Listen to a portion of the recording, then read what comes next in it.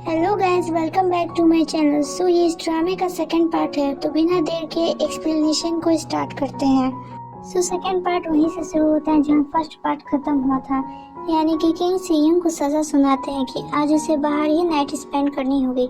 इस पर एम्प्रेस कहती है कि सीयंग अभी बहुत छोटा है, पर किंग को उनकी बातों से कोई फर्क नहीं पड़ता। वहीं पर जुयान भी होती है जो सीयंग के लिए बहुत गिल्टी फील करती है, क्योंकि सीयंग को उसके ही चलते सजा मिल रही थी। फिर सीन शिफ्ट होता है और हमें रात का सीन दिखाया जाता है जहां सीयंग बाहर खड़ा था। तभी उसके पास क्यूसुइंग की मेड आती है और कहती है कि आपने जो लेडी क्यूसुई को सजा दी थी वो उससे बहुत गुस्सा है और सारा गुस्सा मेड्स पर निकाल रही है, यहाँ तक कि वो मेरी सिस्टर को भी मारने वाली है। वो मेड सीयंग से रिक्वेस्ट करती है साथ चलने के लिए, तो सीयंग मान जाता है।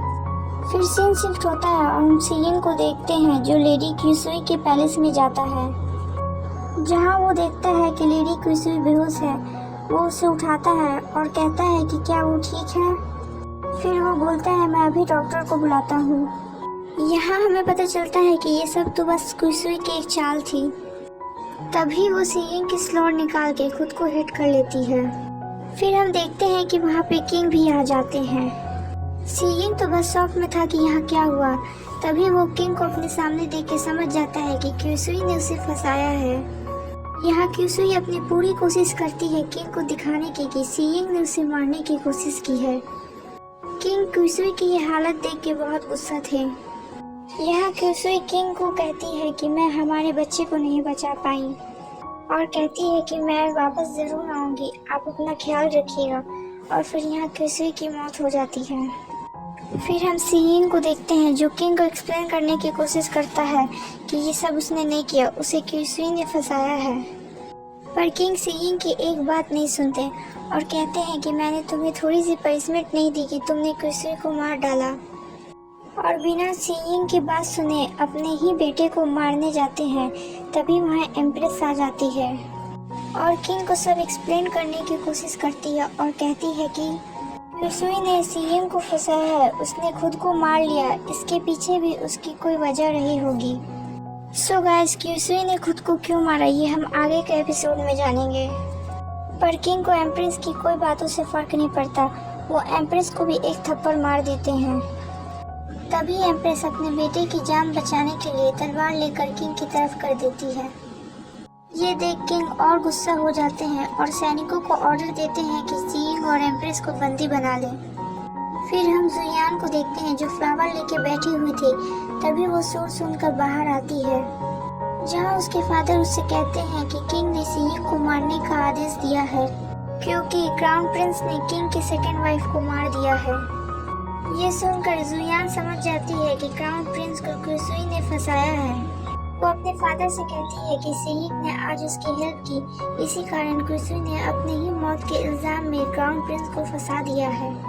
जिस पर उसके फादर कहते हैं कि सीयंग और एम्प्रेस जलते कमरे में है, जहां से उन्हें बचाना मुश्किल है। जिस पर जुयान कहती है कि सीयंग उसके कारण आज मुसीबत में है और कहती है कि मुझे उसे बचाना ही होगा, पर उसके फादर उसे रोक लेते हैं। फिर हम किंग को देखते हैं जो क्यूसुई की मौत के गम में थे। तभी वहाँ पे एक सैनिक आता है और कहता है कि क्राउन प्रिंस की मौत हो चुकी है और एम्प्रेस की आवाज़ जा चुकी है। ये सुनकर किंग कहते हैं कि आज के बाद मेरे पैलेस में कोई भी क्राउन प्रिंस का नाम नहीं लेगा और कहते हैं कि क्राउन प्रिंस मेरे लिए सिर्फ एक कर्ज था जिसने मेरा सब कुछ बर्बाद कर दिया है। फिर किंग आदेश देते हैं कि क्राउन प्रिंस का फ्यूनरल भी नहीं होगा। फिर सीन शिफ्ट होता है और हम जुयान को देखते हैं जो सीयंग का दिया फ्लावर लेके बैठी होती है और सीयंग की मौत के बारे में सोच के बहुत ज्यादा गिल्टी फील करती है और सोचती है कि ये सब उसी की वजह से हुआ है। तभी यहाँ उसके पास एक आदमी आता है। इस आदमी का नाम जी युआन है, जो उसके फादर के लिए काम करता है। युआन जुयान को उदास देख के पूछता है क्या हुआ, तुम इतनी उदास क्यों हो। जिस पर जुयान उसे सारी बात बता देती है और कहती है कि आप भी तो एक मेड फ्रॉक हो, पर आप इतने अच्छे हो, पर वो लेडी क्यूसुई इतनी बुरी थी, उसने क्राउन प्रिंस को फंसाया है। जुयान कहती है वो हेल्प करना चाहती है, जिस पर युआन कहता है कि मैं किसी क्राउन प्रिंस को नहीं जानता, मेरा काम सिर्फ आपकी सेफ्टी करना है।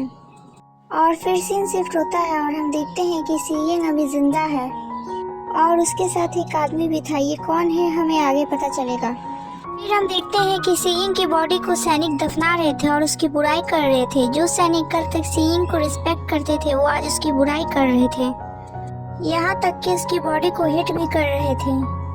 ये देख के सीयिंग बहुत शॉक्ड होता है और फिर हमें कुछ देर पहले का फ्लैशबैक दिखाया जाता है जहाँ सीयिंग की मदर उसी आदमी से बात कर रही थी।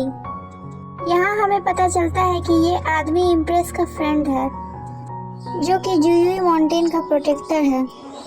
फिर एम्प्रेस सीयिंग से कहती है कि तुम्हें यहाँ से जाना होगा, आज से ये तुम्हारे मास्टर हैं, तुम्हें इनकी सारी बात माननी होगी और कभी रिवेंज लेने के बारे में मत सोचना और कभी यहाँ वापस मत आना। तो सीयिंग कहता है कि मदर आप मेरे साथ चलिए, मैं आपके बिना नहीं जाऊंगा। पर एम्प्रेस कहती है कि तुम्हें अकेले ही जाना होगा। फिर वो आदमी मैजिकल स्पिल्स का यूज करके एक नकली सीयिंग को बनाता है जो उसकी मदर के साथ रहेगा और इसी सीयिंग की बॉडी को दफनाया गया था और रियल सीयिंग मास्टर के साथ चला गया था। फिर हम मास्टर को देखते हैं जो अपने मैजिक का यूज करते हैं जिससे एक अलग तरह की रोशनी वहाँ पे फैल जाती है, जिससे डर के वहाँ के सैनिक भागने लगते हैं और कहते हैं कि लगता है गॉड भी नहीं चाहते कि हम प्रिंस की बॉडी को दफनाएं।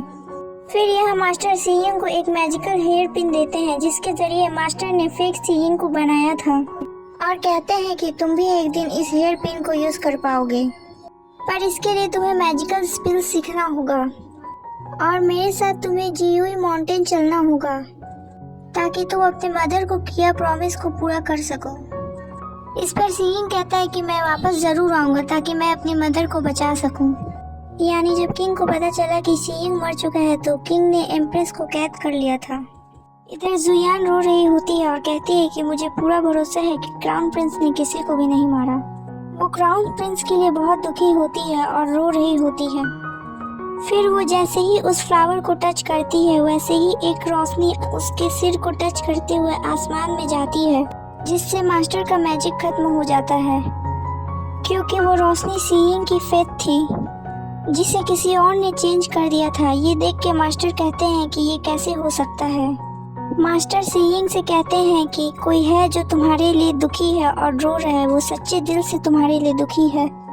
जिस पर सीयिंग कहता है कि ये कैसे हो सकता है, वहाँ सब मुझसे नफरत करते हैं। जिस पर मास्टर कहते हैं कि ये जो भी है वो तुम्हारी किस्मत बदल सकता है और तुम एक दिन उस पर्सन से जरूर मिलोगे, पर तुम उससे जिस दिन मिलोगे तुम्हें उसी दिन उसे मारना होगा, नहीं तो वो तुम्हें मार देगी।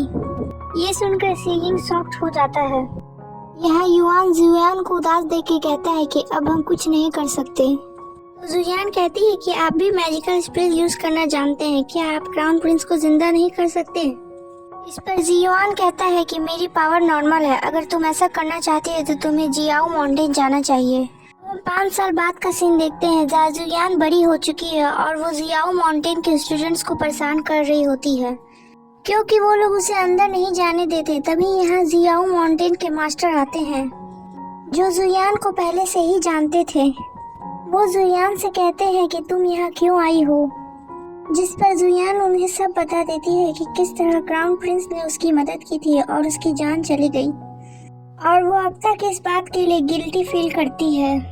जुयान कहती है कि वो क्राउन प्रिंस को फिर से जिंदा करना चाहती है, तो मास्टर कहते हैं कि ये नेचर के खिलाफ है, जो मर चुका है वो वापस जिंदा नहीं हो सकता और कहते हैं कि मैं कुछ नहीं कर सकता, पर तुम ऐसा करना चाहती हो तो तुम्हें जियुई माउंटेन पे जाना चाहिए, तुम्हें वहाँ पर अपने सारे सवाल का जवाब मिल जाएगा। फिर हम जियुई माउंटेन को देखते हैं जहाँ पर सीयिंग की मैजिकल स्किल्स पहले से भी बेहतर हो चुकी है और वो अपने मैजिकल स्किल्स का यूज करके वाटर ड्रॉप से कुछ बना रहा था, पर उससे नहीं बनता, उससे लगता है कि उसे और प्रैक्टिस की जरूरत है।